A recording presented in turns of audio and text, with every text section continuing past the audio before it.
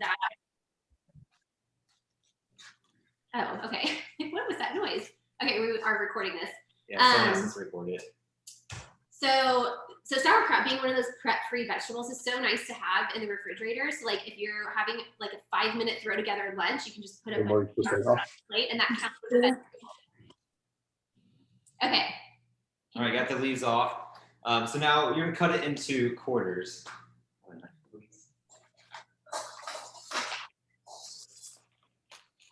right. For any of you who are following for the recording people, again, what we did is we took off the top 2 leaves and we just put them off to the side.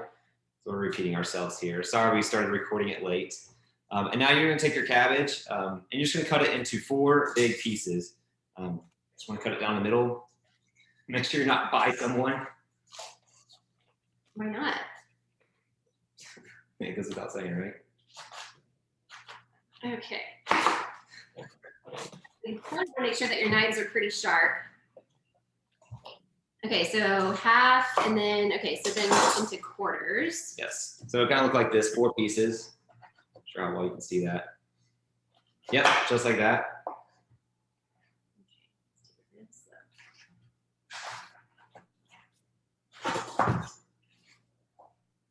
So I'm sure you guys have seen my crazy kids munch on cabbage. I don't know how many times we've gone to make sauerkraut or a coleslaw or something, and there's like a huge chomp taken out of it, which I feel, you know, that's actually probably a good problem to have, but it's always kind of one of those iffy moments if we're making dinner for people and we're like, oh gosh, there's a bite taken out of this cabbage. And sometimes if you cut into your cabbage, there might be a couple little dark spots. You can honestly just cut those out and be fine. So just, I don't want you to be discouraged if you find anything in the cabbage. Now, if it's throughout your whole cabbage, then yeah, you're gonna have to toss it out. But for the most part, you might see that, and you just cut those little pieces out. So next, once you cut them in quarters, we're gonna decore it. So we wanna cut out that stem. So you would turn it on its side, and I just cut it at an angle, and just cutting out the core. And I'm gonna do that for all 4 pieces. So again, it would kind of look like that. I cut it at an angle. You're gonna do that for all 4 pieces. And then do we just dispose of Yes, you get rid of that piece. So Okay. we don't need to keep that around. So far the only scrap piece that we're keeping is the outer leaf. That's gonna come into play later.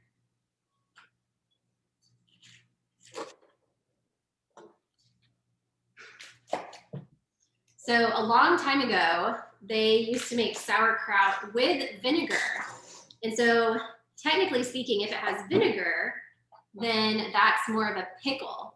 But true sauerkraut doesn't have vinegar. It just uses salt and then the brine that you get from cabbage.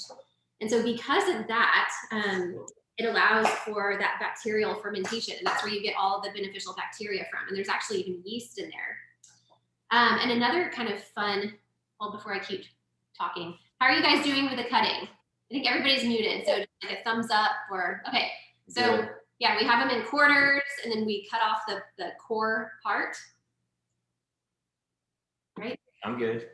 Okay. I think I got thumbs up from everyone. Okay, so the next step, or I'll let David before I take over. Yeah, so this one, if you have a mandolin, it's really nice because you can have very consistent cuts. If you don't, no worries. So get a mandolin. This is a really, like we got this at HEB, which is like our local grocery store, probably a decade ago for about $10. So it's super cheap. They do make really expensive ones, but a mandolin is basically like a ramp with a knife on it, and then you can just kind of run things up and down it, and it slices it really thinly. Yeah, usually there's a guard, so that'd be a little safer doing it. But it allows you to have very consistent, and you can go pretty thin. So my setting was on a 2, but you don't have to have it, but again, it makes life a little bit easier. If not, you're just gonna cut it pretty thin with a knife. So to show you what it looks like from a knife, I usually start at the end, and you're just gonna work your way slowly down. And try to cut as thin as you can. So that's more of a texture thing, to be honest. And that's why the mandolin's so nice, because you can be very consistent. So I'll just do the knife today. Yeah, so we're gonna do both with a knife. We're gonna try to use our hands as much as possible because sauerkraut's a pretty primitive food. It's been around for thousands of years. And it started in China and it like eventually migrated up through like Eurasia and And then it's now known more as like a German cuisine, and that's where it gets that name sauerkraut.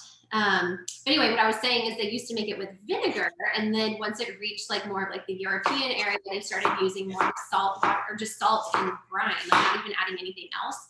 The brine is the water that comes off of the cabbage. So it sounds weird, but like once we get into the next couple of steps, you're gonna be amazed at how much water comes off of it. Okay, so just cutting as thinly as possible. And I think, so I was talking to my mom earlier. She's up in Colorado, and so provisions can be a little bit limited there. And so I think that she just had like a bag of cabbage that was already shredded. So that is completely fine. It's just gonna be a different, like it may not be as thin as you prefer, but bagged cabbage is completely fine. Okay. Yeah, I honestly think that I have a question. Yeah. Can you use purple cabbage with this recipe also? Yes. You can use purple cabbage. yeah, so the color after it brines is maybe not, I don't know, I don't find it very appealing. It's just like a very muted purple. But the taste, I remember the taste was fine. I don't know, it's been a while since we've made it with purple. But there are some other like sauerkraut type.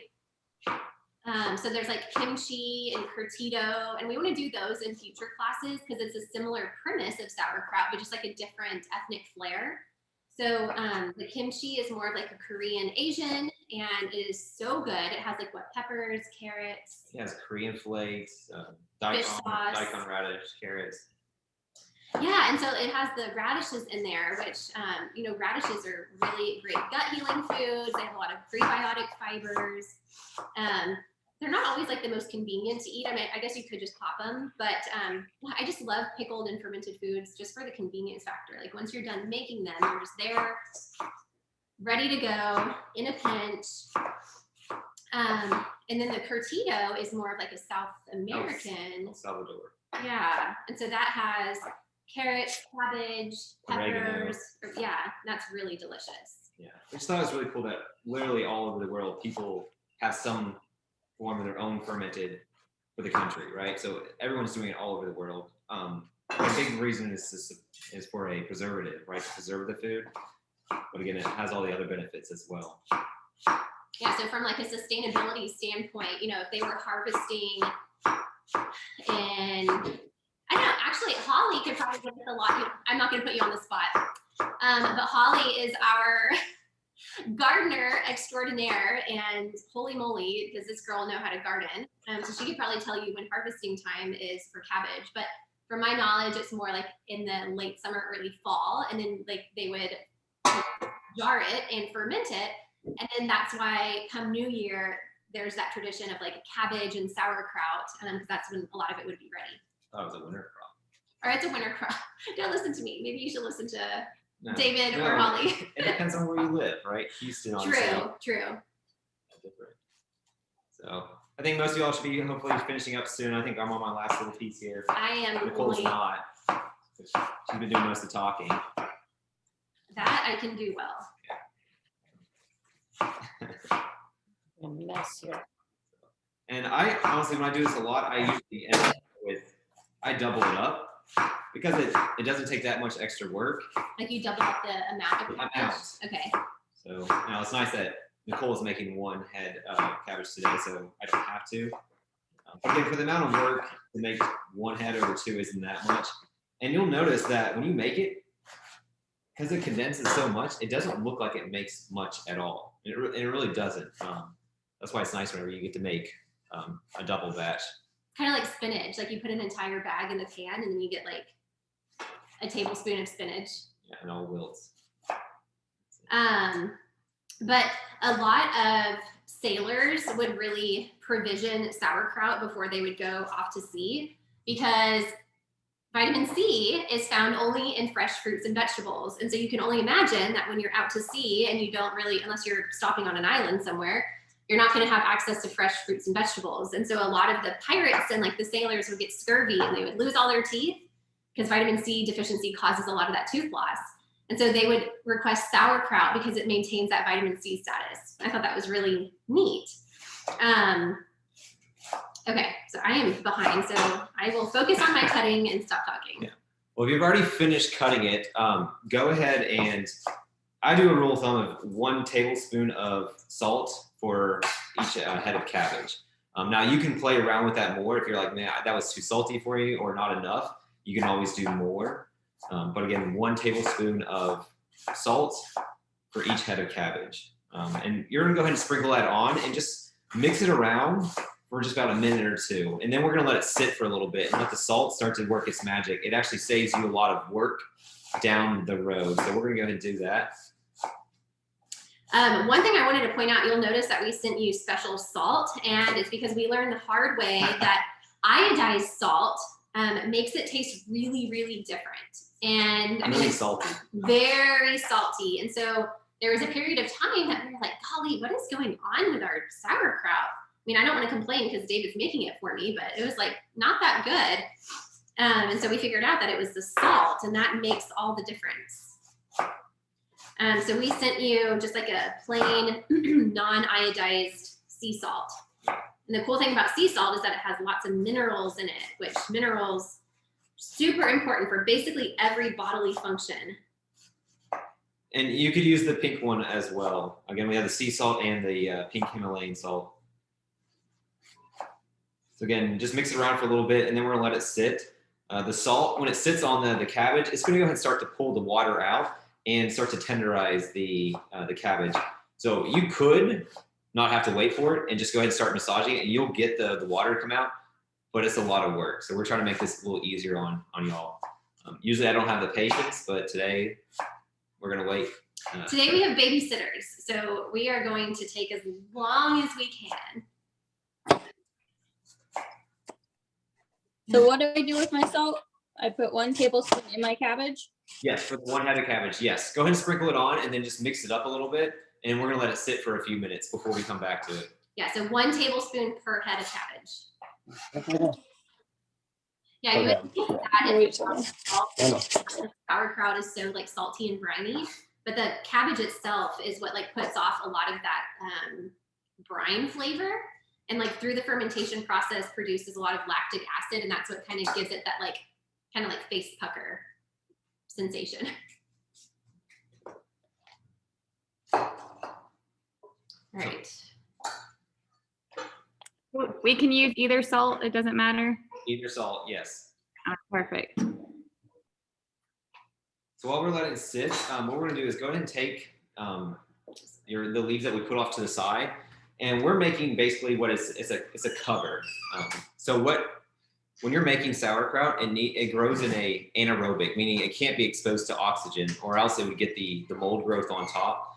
And so we're gonna make a little cover, basically the width or the size of your jar. So honestly, I just put the jar on top and I just tear a piece off. So again, it should be just the size of your jar because it's gonna sit literally on top, and then your fermentation weight will sit on top of it.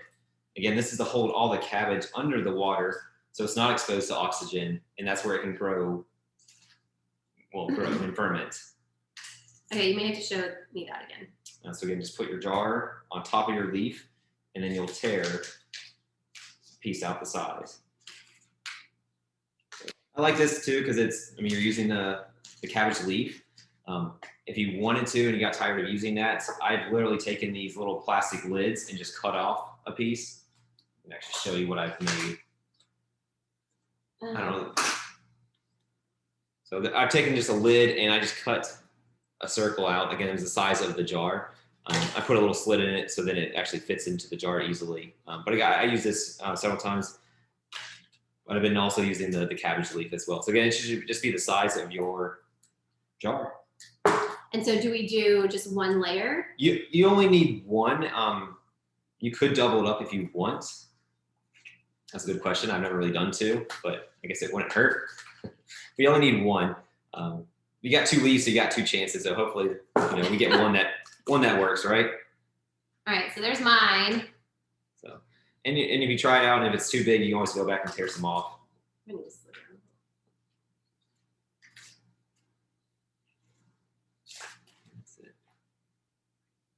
Yeah, so I was not really paying attention. So he may have already said this. This is just like a to-go container. Okay, hold on, it froze. I don't know if you guys can hear me.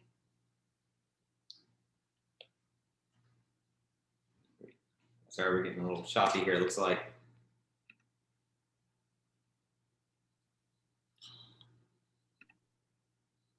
We're just switching to which Wi-Fi we're connected to. Okay.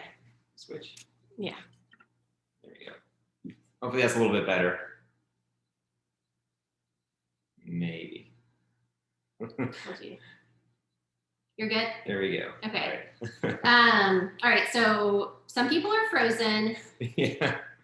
All right, this is just like a plastic to-go container. And so what David did is just cut out the center of it with like a, what is that thing called? Not a scalpel, like a, I don't know, like a razor blade. X-Acto knife. X-Acto knife. Yes. So this is the middle of it. And then he slit it down the middle, and that just allows it to like go into the jar a little bit easier. So that's another way, but we're gonna do the cabbage leaf way. We're not gonna get super fancy, but this is an option. Like if you don't like the cabbage leaf way or it's not working well for you, we did this for a long time. So right now, does everyone have their, I guess their cover and their cabbage is salted right now? So everyone's good there? Yes. See that?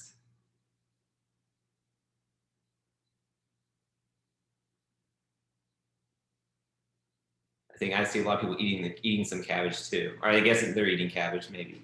It's okay to eat while you're going. Graze.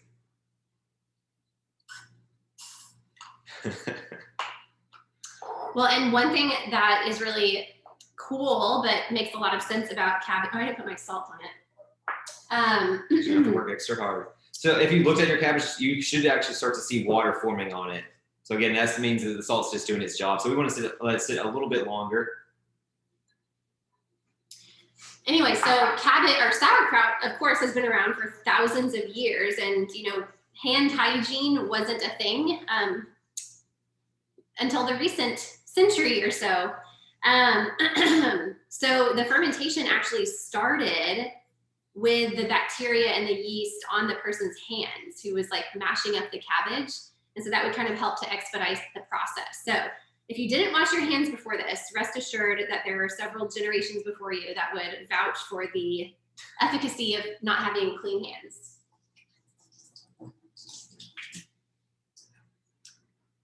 I did want to show y'all one more thing while we let things sit. So my wife likes home organization stuff, so I'm not sure where she got this or what it's for. But when your sauerkraut is sitting and fermenting for the, again, it'll take probably about a week, but the liquid level will increase. So we're gonna make sure that we try to have 1 to 2 inches at the top. You'll see the brine. But if not, you wanna have something that you could put it in. It could be a baking dish. Again, this is just some sort of storage thing because as it ferments, the water level will increase. It might go over, which is fine, that's normal. First time I did it, I didn't have anything like that. So, I mean, get sauerkraut juice everywhere. So I'm trying to help save all the problems. Hopefully my mistakes I learned along the way, I can share with y'all. So if you have a dish, you don't have to get it now, but again, wherever you set it, you would want to just put that in a little dish. So basically it's like a reservoir. So if the juice kind of flows over, you can just put it in here and that way it doesn't go all over your cabinets because we've had that happen a time or two. It shouldn't, but it's a possibility. So if you're a clean freak like me, I would recommend putting it in something on a tray or just like in another Tupperware or something. I think I got this at Target. Yeah, at Target, just like a plastic tray. Does it have to be deep or would like this be good? That would be fine. Yeah. Okay, kid's plate. Yeah, that'd be fun. Exactly. All right, so yours definitely, like it's amazing how quickly the water starts to draw out because I was late at putting the water on, I mean the salt on mine, and yours definitely has a lot more water being pulled out. So the name of the game with sauerkraut is the brine, like the fluid. And the goal is to make sure that the cabbage shreds stay underneath the water or the brine at all times. And David already mentioned that it's anaerobic. you have more potential for getting mold if the leaves go above the water line. So that's why we're trying to draw out as much water and as much brine as possible, as much water to create the brine. All right, well, I think ours has been sitting long enough. Again, if you wanted, you could salt it. You could walk away for 30 minutes, come back, and that'd probably be a good amount of time. But again, we've probably been letting it sit anywhere from 5 to 10 minutes. So what you're gonna do is you're gonna start to massage the cabbage, right? So you're just gonna be squeezing it with both hands. And again, if you didn't wait long, it just makes more work. I mean, it can still be done, but we were trying to make it easier on ourselves. And the thicker the cut, the more work also. So if you had the mandolin, it's going to be a little bit easier with the thin strips. Again, as you start to squeeze it, you're going to see the head of cabbage honestly shrink. Like you're going to have this giant bowl, and it's going to look like, what did I make? It doesn't look like it looks like half of it. So David's been experimenting with putting different flavorings in it. So dill and caraway seeds. Yes. The dill is my favorite. And it's always so cool. Or, I don't know, maybe it's just me being a nerd, but I always love to like see, the type of nutritional therapy that I practice. A lot of times I recommend certain things, like dill is antimicrobial. But to like actually see it in action in the food. So like adding dill can be helpful at reducing the mold. Ooh. So I love seeing sort of the practical application of that. And then cabbage juice and sauerkraut has been used for a really long time for the treatment of ulcers. And so when I'm working with clients who have like H. pylori or gastric ulcers or even like mouth sores, one really therapeutic food to incorporate is sauerkraut. And in fact, a lot of supplements use derivatives from the sauerkraut brine to help manage that H. pylori and to help reduce ulcers. So it's really cool. So you'll just start to see again some liquid pulling off on the sides now. Cool, might need some help with hers. It's my workout for the day.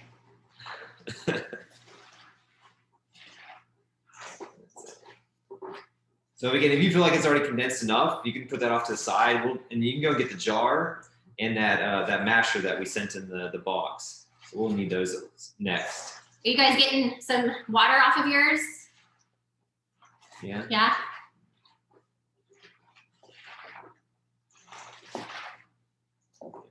And this would be the point where you would, if you were to add seasoning to it, you would do it after this part. So again, if you had dill or caraway seed, those tend to be the two, I say easy and honestly favorite ones that we've been adding. Mine's done. Ready.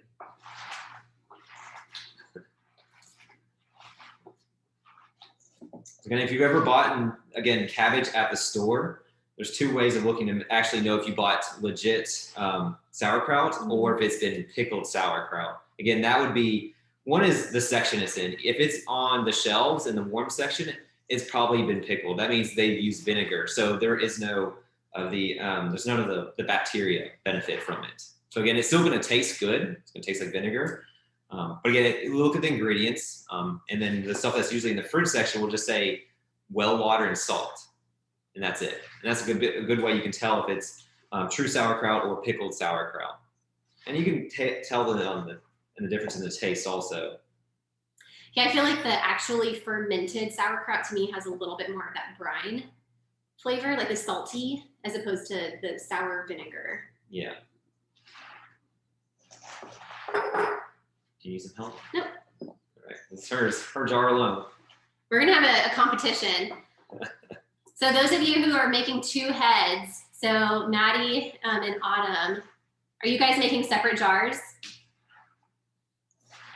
You're making one jar? You're making one jar? Okay. Just one. Okay. Well, next month, we can have a little competition.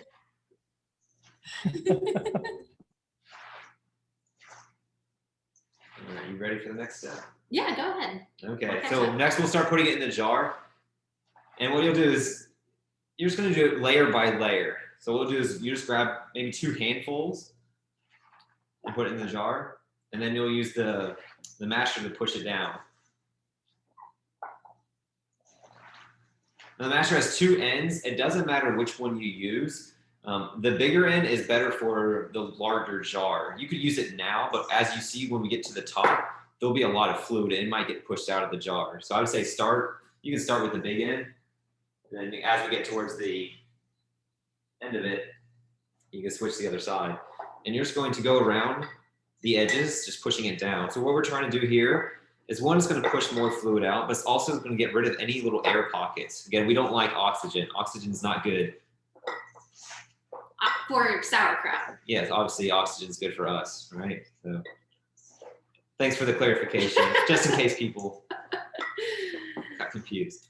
You know, I mean, we're taking things literally. I'd like to just be very clear.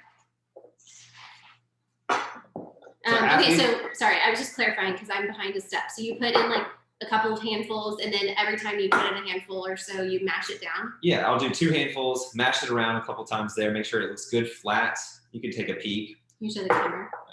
So you can see it. So again, it's just real flat. Again, it's gonna look really packed up. Again, you shouldn't see any air bubbles. And again, you'll start to see that the water level get higher and higher each time you add more. So now go back, same thing, repeat the process. And we're gonna do that until all of it's done.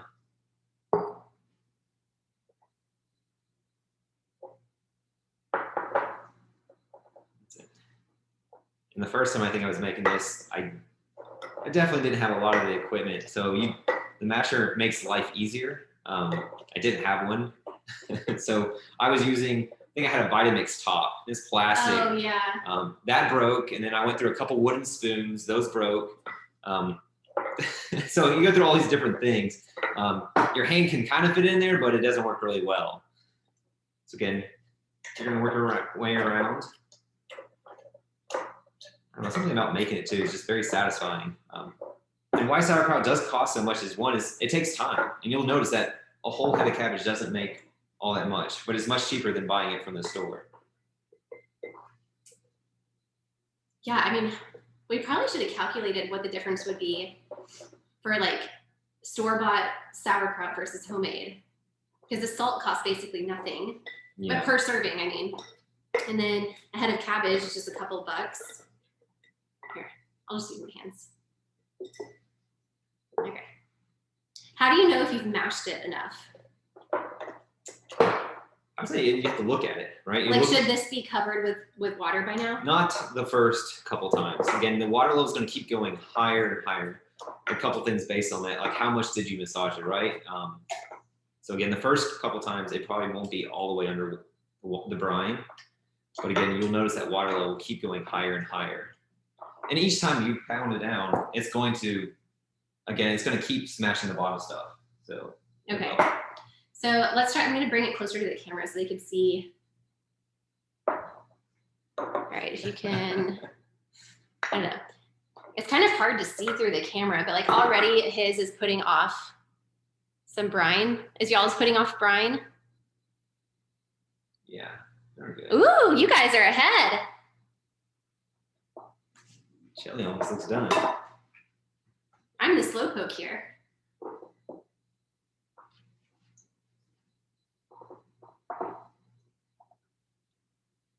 So I like to recommend aiming to get like at least a quarter cup of fermented foods per day. More is great if you can tolerate it. So sometimes it can lead to a little bit of gas. Sometimes if people are prone to migraines, sometimes the fermented foods can be a little bit high in histamine and tyramine, and that could be a little bit problematic, but a quarter cup is pretty conservative, and you can kind of work your way up from there. But that's kind of a cool way to kind of check the box of vegetable and fermented foods. And like I've mentioned several times before, just being able to simply include a vegetable with a meal is one of the big reasons that I love sauerkraut. So I like to put it, like if I'm making avocado toast, put it on that, put it with sausages, put it in wraps, or honestly, just like as a snack, have a little bit of sauerkraut. Yeah, and with some of the flavored ones, it's really nice to be able to throw. It just opens up so many other possibilities. I think today we threw on a hamburger, so that was a nice way just to use it in a different way. So once you finish, don't dump the brine that's still left in your bowl. Make sure to keep that. Make sure to keep it, because we're gonna pour that in at the very end.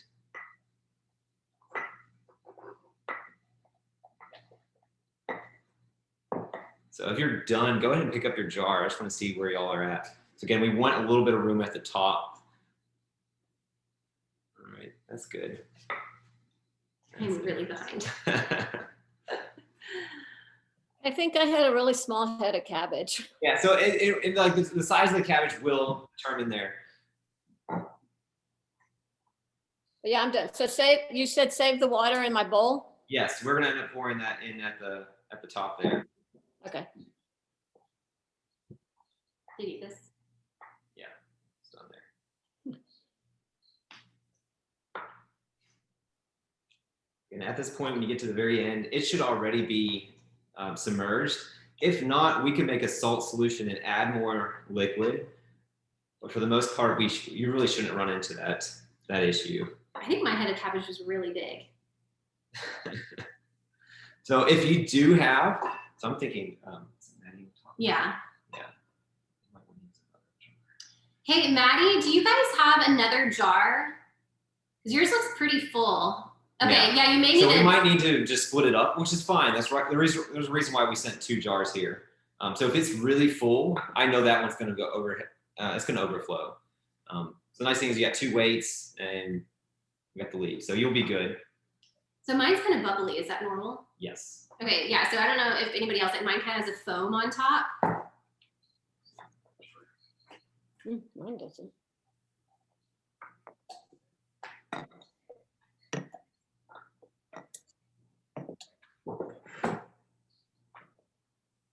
I think my cabbage was really big. So this is also where it's nice. David had a good point of getting 2 leaves off, because if I'm going to do 2 jars, we need 2, whatever that would be called, to put on top of the sauerkraut. Yeah. Good point. So we didn't have any other sizes, other size jars that we use. So this is what I usually use when I use like 2 heads of cabbage. So it's nice, again, you could just do 1 jar. That's what we have right now. So since Nicole's kind of going overboard there, we're going to split hers up. I'm an overachiever in like every capacity of life. Okay. All right. So again, once you got everything in there, what you're going to do is you're going to take your leaf there and you're going to put it on top. And that's just going to help catch all the little pieces there to hold underwater. All right. Again, you might try to put it in there. It might be kind of big. You might have to, again, make it a little smaller. But the idea is, again, to catch most of the leaves there, to push it down. And it's fine if a couple little ones get by, right? We can always scoop it out with a spoon. Scoop the leaves that are out of the brine out with a spoon. Exactly. So again, once you get the leaf down, now you'll take your weight and you'll put your weight on top, and that will be the last piece.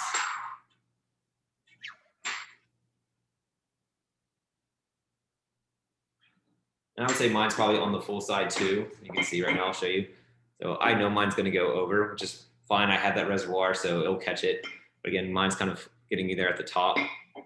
And I still haven't put the weight in, so.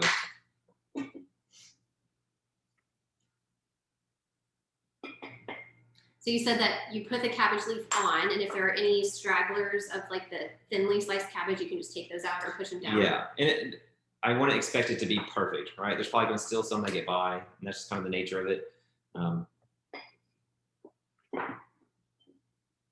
But for the most part, again, it's in a good position. There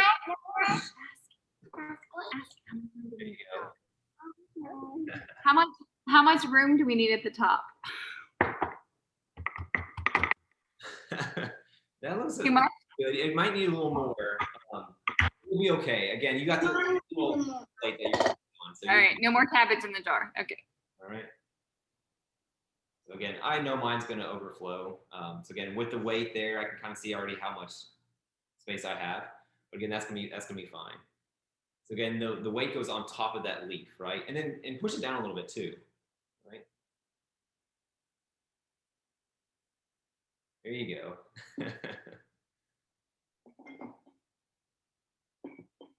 Can you hold your jar up close to the, Yes. so I can see how much room you have? Mine is, again, what I would say is it's full, right?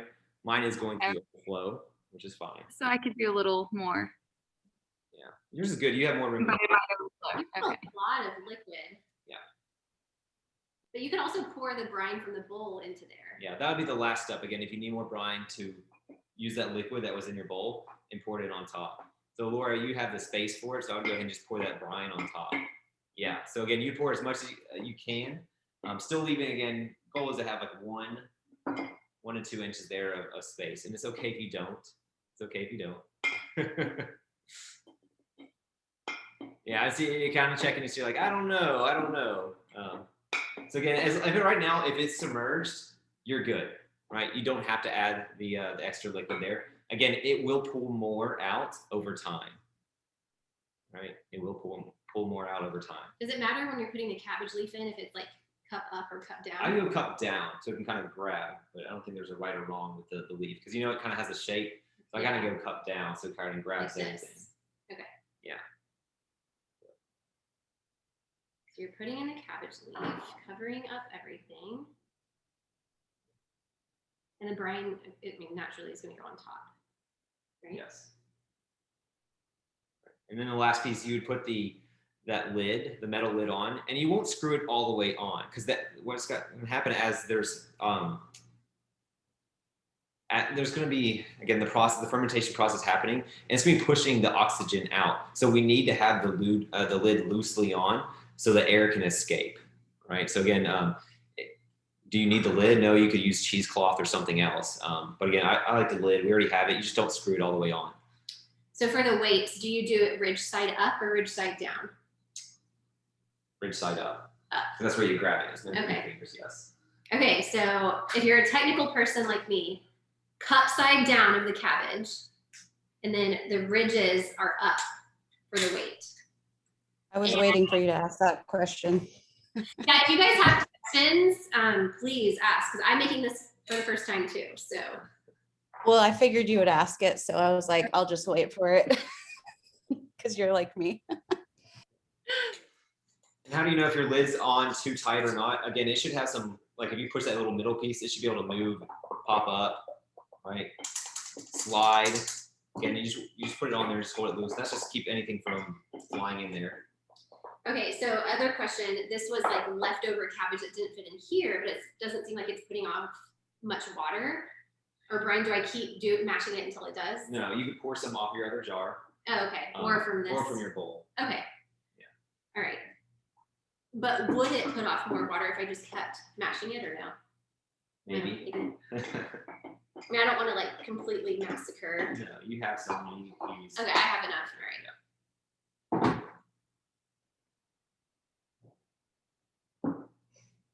That's it. I want to see everyone when they're finished. I want to see everyone's finished piece. Just hold it up. See what we got. Oh, that's good. Oh yeah, see, you got a double one. See, that's good. Wait, hold on. Do you guys care if I take a picture of everybody's cabbage? Hold on. I like it. All right, let's see. All right, 1, 2, 3. Yay, Mom. Okay. Thanks, guys. That's good. All right, so you got it set up. So again, you put it in a little reservoir. You want to keep it somewhere where, it's summertime, so you don't have to worry about anything getting too cold. If it's cold, it's going to take a longer time to ferment. The warmer it is, the faster it goes. I've been typically going a week, and you check on it periodically. And this is where we can use the healthy. You can take a picture of it, ask questions. The healthy app. The healthy app. Yeah. All right. I figured everyone knows what that is, but I don't know. But again, you can watch it. If anything, if it looks like things are starting to get out of the water, you just push down on the weight and just kind of reset everything. Sometimes if I've done it before where I didn't do a good job like smashing it, and things started to float up off the bottom there. So I just came by, pushed everything back down, and it was fine. So what is like just so everybody has like a context of like how long it goes, like typically a week? It's like, you can go anywhere from a week is like a good time to up to 2 weeks. The longer you to go, the more fermentation, the more of that taste it's going to have. Like there's a very distinct fermentation taste. So if you like that stronger taste, hey, you let it go up to 2 weeks there. But I think 7 days is a good point, and you could pull it out and try it. You're like, I think I want to go longer. You can. So, any questions? Again, that's where throughout the week you can kind of check on it, take pictures. So you said it's better when it's warmer. Should it be sunlight or no sunlight? No sunlight. You want to put it you can put it in a cupboard or something. I mean warmer in the sense that during the winter, some spaces can get cold. Now I say I put it above the fridge because it's a warmer area. Yeah, like the cabinet above the fridge is where we put it because it's dark and relatively stable with the temperature. Yeah. But like today we have people from East Coast to like Middle America to West Coast. So everybody's climate's going to be a little bit different. So your fermentation time is going to be a little bit different. So like my mom's in Colorado and it's cold there. So her fermentation time is going to be longer because it's cooler. Yeah. But then people here in Houston, we may be eating sauerkraut together next weekend. Yeah. So I actually had a couple I was going to actually show you all finished pieces. All right, my second jar is not cooperating. Yeah, I think this jar is too big. Dave, Brian. can we use either lid or is it better? You have to use one of these lids. The plastic lids. You use the metal one because you want to have it on loose so the air can escape. So this one, again, I made both these last Saturday. This one was the curtido. It's got carrots, jalapeno, onion. Ooh, say that again. Curtido. So Al Salvadorian. Yeah, so again, just a different flavor, a good side. Again, you can throw it on anything. Again, I'll look to be putting some of these recipes up on there. The key is like when you're making this stuff that you can't put too many of the other vegetables or it interferes with the fermentation. Okay, so the cabbage is a key player. Yes. So like if you put too much carrot or pepper or anything, it's just gonna not ferment the right way. What's really cool about this is like when you check on it, you'll start to see like little air like bubbles come up. I always think that's kind of neat. Yeah. So and this one is I just put caraway seed on it. You can kind of see the little flecks there, and the cabbage will start to turn a little bit like a kind of a yellowish color. That's normal, and the liquid will become milky. So again, that's just the bacteria. So again, it's all normal process. I like to say when you're making sauerkraut, you want to trust your senses. Now, some of that is you're like, I don't know what to trust right now. But smell, like cabbage has a distinct smell, right? It smells cabbagey. But if it smells rancid, then it's no good. If it starts to get color, like blue or mostly blue mold, you're just going to toss it. A little bit of white mold might form. That you can scoop out and toss. Like literally, it's going to be okay. That's fine. But color and a rancid smell. So you want to trust your senses here. If you don't trust them, you could take a picture, send it like, David, I'm not sure. I can't smell it for you. That's the thing. So you're on your own on the smell. But if it smells really bad, just dump it and we'll try again. I've never had one from the sense of smell go bad there. I like to think you all be well. So if you guys ever had like the Bubby's pickles, like it had like a cloudy brine, that's kind of what this would look like. One question I had about mine is like, I think it's too wide, so I can't get all of my leaf underneath the brine. And it's just a jar. Yeah. I don't think it's gonna work. So that one, I would say, I still have extra liquid. Oh, okay. So, and then we can make the salt solution. Oh, you did say that. Yeah. So yeah, if you get into the situation like I did, he's just using leftover brine, and then tell us about the salt solution. So that one, I don't have the exact ratios, but you would take like a 4th cup of water and add like a teaspoon of salt. That's just if you don't have enough brine. You're like, it's kind of like it's not sitting underneath it. So that's just making a salt solution to put on top. So again, like a 4th cup of water and a teaspoon of salt, mix it up and dump it on top or some of the liquid just to make sure it is submerged. So again, that's the most important part there. So the top leaf needs to be submerged too. Yes, since we are using the leaf as a cover, you want that under the brine too. And then what would be an alternative if you don't have a weight? Is there? Yeah, you could use, well, everyone here has weights, right? No, I know, but. You could use a plastic bag and fill it up with water. I've done that before too. So again, the weights are nice, they're solid, they're dense. But again, if you made an extra jar, you had more than you could use, you could use a plastic bag, put it in the jar, and then fill it up with water. If you try to do it the other way, it's a little harder. Oh, put it in the jar. I don't think we have more weights, do we? No. Okay. Okay, so I'm gonna try that with this. So Nicole's trying the bag one because we ended up using 3 jars and we only had 2. So that's it. I had a question real quick. So I know we did like the 2 jars. So after we wait a week and we say we want to eat it, like it tastes good, can we mix those 2 if it's enough space to be able to? Yep. And once you think it's good, then you'll refrigerate it, and that will slow down the fermentation process. Again, if you keep it out, it'll just keep fermenting. Yeah, so you mix them up for sure and put it in the fridge. That's it. And how long will it store? It will store a long time. Again, this was like the old way of preserving food there. But again, I would say you have 1 to 2 months there, right? At least. Like in the fridge? Yeah, 1 to 2 months in the fridge. I mean, you probably could go longer, but that's what I'm going to say to be safe. Yeah, and if you're doing a half a cup or a quarter cup, like Nicole's recommending, you'd go through it fast anyway. So Like eat a quarter cup a day. yeah, hopefully it's good enough where, honestly, I don't think I'm making it fast enough because we're going through it so darn fast. Where I'm almost making it weekly. That's why I tried doubling it up, and that doesn't even seem to be enough at times. The bag of water actually worked really well. So if something happens to your weights, I just did a Ziploc and I put it in empty and then I filled it up with water. And like now the brine is totally covering everything. Yay, so that one was saved. I was worried about it. Any other questions? So the lid, we put this one on so you don't screw it tight, to leave it kind of loose. Really tight. You should be able to move that top piece. It should be able to slide around, have some give. Okay, so just don't make it tight. Okay. All right, so everybody's is, all the brine is covering all the cabbage leaves. Everybody's good there? Yep. Okay. Yep. So that is sauerkraut. I need a lid. I guess I forgot. There was one more thing for your little reservoir. I would say if you think it's going to probably overflow, like if yours is towards the top, just put a paper towel in there, and it'll just absorb some of that liquid that comes out. I also got a little paper bowl that I put it in. Okay. Just one. Yeah. So that should work. Yes.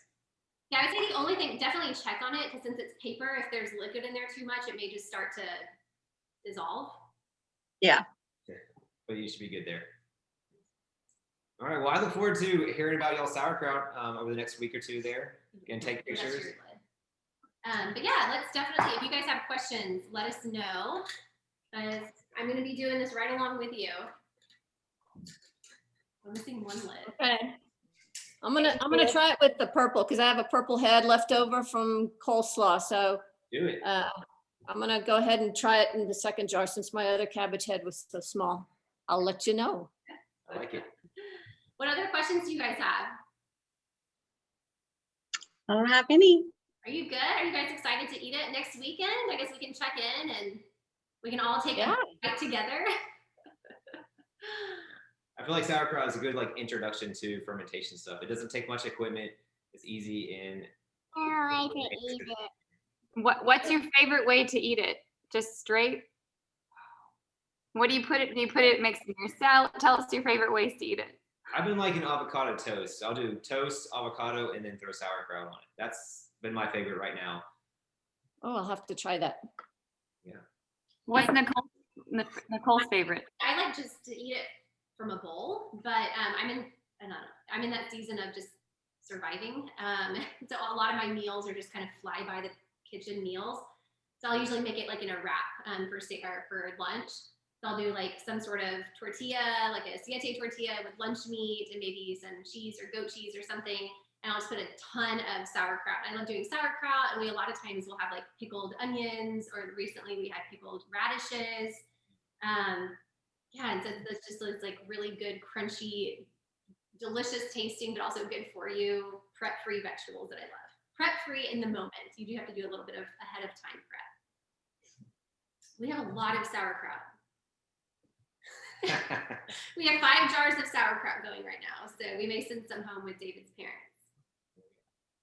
That's it. Well, thank you for joining Bring us. it to Colorado. Oh yeah. We'll bring it, yeah. So everybody I can in the bring middle. it to Tyler. Yeah. Thank you. This was fun. Thank you. Good. Yeah, thanks. Next week, be sure to share progress pictures in the group chat if you want to. If you have questions, David's going to be on standby to troubleshoot as needed. And then next weekend we'll all try some together. Sounds good. All right, guys, have a good Saturday. Cheers. Thank you. Thank you. Yeah.